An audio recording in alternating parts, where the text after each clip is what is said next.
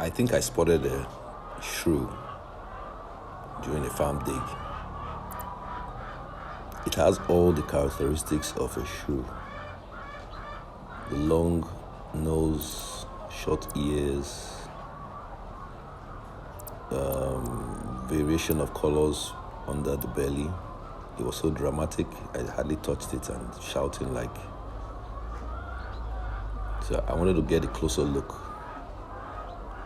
I think this is a water shrew because this place is like a